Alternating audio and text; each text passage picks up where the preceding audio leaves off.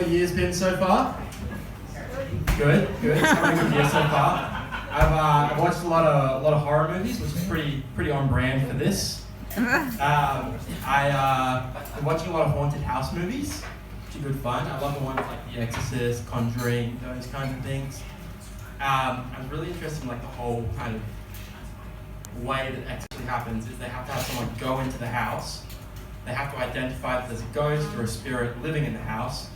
They have to gather evidence and then send that evidence to the Vatican, where there's 18 people who like research the exorcisms and decide whether or not it's worth sending someone in to exorcise that house. Which means that there's people at the Vatican whose whole job is to read through these awful accounts of what's happening to these families and decide whether or not it's worth like scaring. And you can just tell they don't give a shit about their job either. Like they just be sitting there like, this girl's put a crucifix in her vagina, and she told one of our priests that his mother sucks cocks in hell. I mean, that would have hurt his feelings. We'll send someone in for that. An ugly teenager is following a family around and clapping. That's like a 5. We'll send someone if he gets to a 7 or above. A kid with a stammer's scared of nursery rhyme characters. No, he just sounds like a coward. This man has told his son that there's a demon in his penis that needs to be sucked out.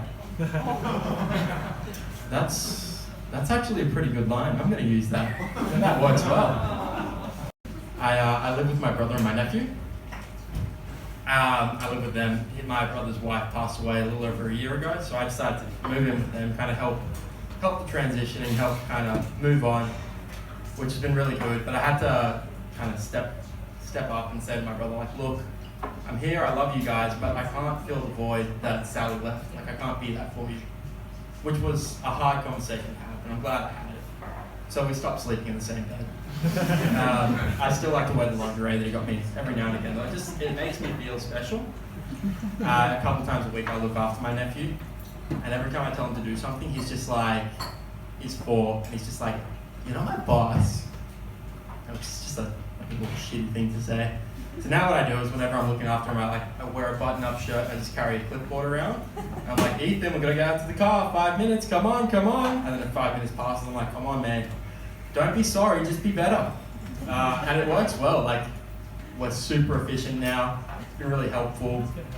Came up to December, it was his quarterly kind of review. Turns out he gets a promotion. Now he's my boss. Now he's just sending messages like, Uncle Jesse, come wipe my bottom. Uncle Jesse, what's all this shit in the kitchen? Before I came up, he sent me a photo of a shit on the floor. And he was just like, did you shit on the floor? Don't be sorry, just be better. Which like, I mean, I did shit on the floor, but I don't like a patronizing tone, you know? Speaking of porn, I stopped watching porn about a year ago, which was cool. Like, I think I realized that, you know, I started researching, found out porn stars, unless you're buying the porn, they're not getting paid very well. I was like, oh, that's terrible. But also, I don't want to pay for porn, so I just decided to quit. Which has kind of made me realize that there's porn in everything that you do, you know? Like in the way that you kind of put the keys into your ignition, or the way that you spread butter on bread, or like the way that you pat a dog, the way that I pat a dog.